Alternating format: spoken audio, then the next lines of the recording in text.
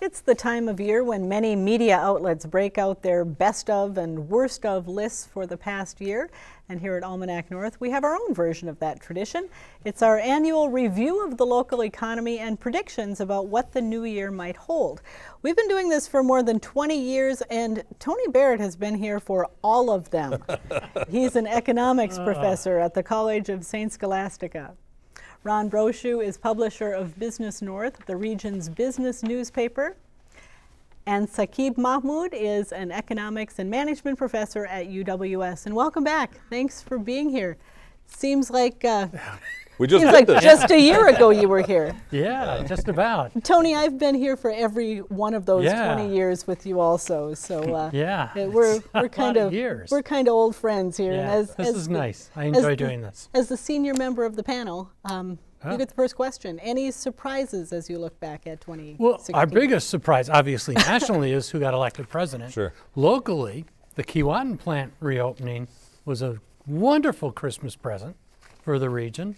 So those are two good well, I won't use good politically, but those are two huge surprises. Mm-hmm. You say it's a surprise with the Keewatin plant, and that's really true because people have been kind of predicting the demise of taconite for a while now. Yeah. What's turning things around? Well, what happened was U.S. Steel was willing to sell taconite to an outside buyer. Up until then, Keewatin has been captive to U.S. Steel's need for taconite ore. And unless something changed, I didn't see that change. Yeah. But their willingness to, think a little outside the box, which is not typical of that corporation, that was just great. That's just great news. Ron, you keep a close eye on the business picture up here in northeastern Minnesota, northwest Wisconsin. What do you see now when you look back to 2016? Have things improved? Is the economy a little bit better than it was a year ago? It seems to have picked up at some point, and I think maybe the enforcement of the trade actions within the on steel imports was responsible for part of that. It allowed things to pick up again. Cliffs reopened some plants, and Louisiana Pacific's decision to create an operation in the Cook area. So other things have been going strong too. Construction remained decent throughout the year. Sakib, what's it like in Wisconsin? You're a professor at UWS. Are things flat over there, or have there been some growth? It's like a bit of like flat. And if you ask about northwest Wisconsin area, the reef region that we usually cover, it's a slower to moderate growth. You can consider, of course, in Wisconsin is mainly agriculture, manufacturing, and healthcare industry. Sure. I can imagine, based on this, the election and all, and there might be a bit of change in the manufacturing sector. Let's see how it pans out this year. Tony, where do you see the biggest opportunities in the job market right now? In the job market, looking for a job. I mean, one of the big problems facing Duluth is our labor force participation rate is so low. You hear employers saying there's a lack of workers. I would always say there's no lack of workers. There's a lack of workers at the wages they're offering. And that's going to be the dynamic for 2017 is businesses locally wanting to expand, finding the workers. And I think that's going to mean higher wages.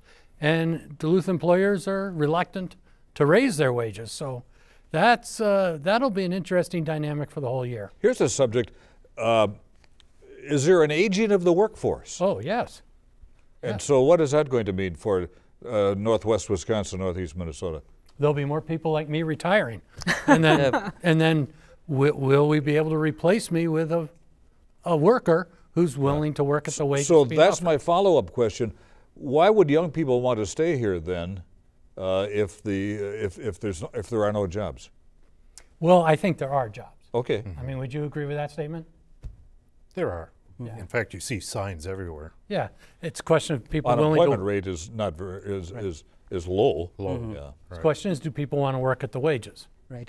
Like even for the reef findings that we have the last year, we found out that unemployment rate actually went down. But I agree with Tony that there's a declining labor force, and that is a worrying part. The people who are retiring, of course, they are not part of the labor force anymore, and it's showing up. And there are few sectors, I think, beside those mining and natural resource industries, and if you consider like professional business services, we can focus. And another area like information technology, if we can tap in over there. Because I went to the last couple of years, the robotics competition, and there are very good talent out there. I think if we can create the right kind of incentive, we can showcase those talents, and that might, who knows, might bring new businesses, and especially the millennials and the post-millennials, I would hear, would be attracted to this region. Ron, one of the things that President-elect Trump ran on was the idea of regulatory reforms. Do you expect any impact on the regional growth if perhaps regulations related to the environment, related to wages and other areas are rolled back in the coming years?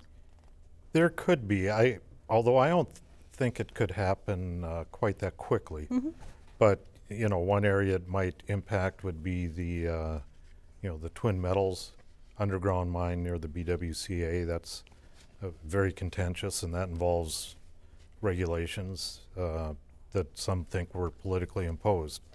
And there are many other regulations affecting mines that may or may not be relaxed, but I don't think it's going to happen overnight. It might happen over 4 years. Business confidence up? Everything's up. I mean, both locally and nationally. I mean, it was really an odd campaign because both candidates kind of ran on the idea that the economy is not doing well. But the macro economy is doing quite well. We just had our 75th straight month of job gains. We haven't had anything like that since World War II. There's the income issue, and that needs to be addressed, or that caused a lot of the discontent. But yeah, business confidence is up both locally and nationally. Consumer confidence is up. Wages are growing. We're going into 2017. It would be very hard to come up with a negative story for the next year at the national level. Sakib, our region is a healthcare hub. Possibly some changes coming to the Affordable Care Act. What do you think is going to happen there? I'll be worried about the low-income households, and how this whole thing, plays out in the end. Of course, there's a worrying part is that premium, like especially from the people who are now paying for the insurance, and they're talking about the premium and might, this going up. That's why there's some, people, thinking that it should be the Affordable Care Act should be abolished and should be replaced. But the question is, what will happen to those low-income households, and that Affordable Care Act actually ensure that they are having some insurance coverage, and it's just like you have to maintain some of the programs. Like like this is the same thing like the tax. Like if you tax the folks and what if the money is coming in, you can support the program. Same thing with that premium thing, and of course the premium would go up to support this group of people. But now, if you want to get rid of that premium, and I want to make sure that it goes down to that original level, my question is like, what about those low-income households, and how we will support them in the future? A year ago, I'm not sure this panel was expecting Donald Trump to win the White House. Now that he will be taking office in a couple of weeks, what do you see in his presidency for economic growth for our region? That's a great question, and the last question brings up the uncertainty. A president can't impose policies. Congress has to pass them. We don't know what the Republicans are going to do in the House and Senate. I'm 100% certain we're going to get a tax cut this year. I'm not sure exactly the form, but I know we're going to get a tax cut, and I know that's going to help the economy. He has Republicans also in Congress, so is he a great persuader? What do you think about that? I think we haven't had action really out of Washington for 6 years. We've had, gridlock. We're not going to have gridlock. Now, exactly what actions are going to get taken, we'll see. And I want to piggyback on what Ron said. I don't think the impact is really going to be 2017. 2018 is going to be a very interesting year. Well, now that you're starting to look ahead, it's time to, how's that for a segue? Okay, we're going to go right into the predictions that you made last year at this time, kind of see how you did, and then give you an opportunity to respond and make a prediction for next year. So let's see what Tony had to say last year. Okay. I don't think we'll see any production out of SR Steel this year. But when it comes on, if there's not greater demand for taconite, when it opens, another mine might close down. Nationwide, economic growth around 2%. A year from now, the unemployment rate will be 4.5%. That's a B plus. That's a passing grade, huh? Yeah. So what are you going to throw up against the wall this year? Well, I'll stay with the steel industry. I think we're going to see more tariffs imposed. I think a very good case can be made to justify tariffs against Chinese steel. Okay. And that would be obviously good for our region. I think you're going to see faster economic growth, but 2.5–3%. Where you'll be able to probably nail me to the wall a year from now. I think a year from now we'll be talking about at least 3% inflation. Okay. I think we're going to see an acceleration of inflation this year. All right, we're moving right down the road. Ron, this is what you had to say last year at this time, starting with pipelines. The pipeline construction, which is delayed, and these projects create the need for many engineers and white-collar type jobs, professional jobs. I think maybe the second half of the year will be better than the first. Thoughts on that, or predictions for the future? Well, I think on pipelines and actually on a lot of other industries. I think one thing we might see this year, and I think it'll be a good year economically, but I think there's going to be a lot of strife between pro-industry groups and anti-industry groups, and the sick time issue, the paid leave, that's that type of issue, and it kind of gets back to what Tony said about wages up here. There's a climbing poverty rate, and I just see a lot of pushback from people, between the haves and the have-nots. Couple of good points. Sakib, last year you ventured into interest rates. Right. So Let's see.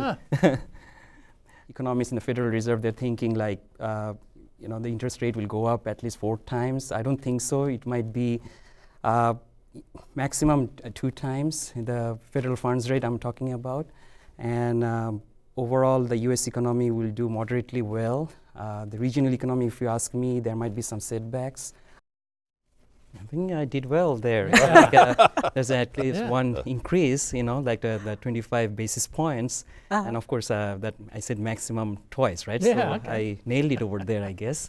And the national economy did well, moderately well. And the regional economy, of course, there's some setback, like the layoffs in the mining sector and all. And your prediction coming up? Okay. All right. What I'm thinking, of course, if you think about the national economy, the GDP will grow because of those tax cuts if they're introduced, and if there's a spending on the infrastructure.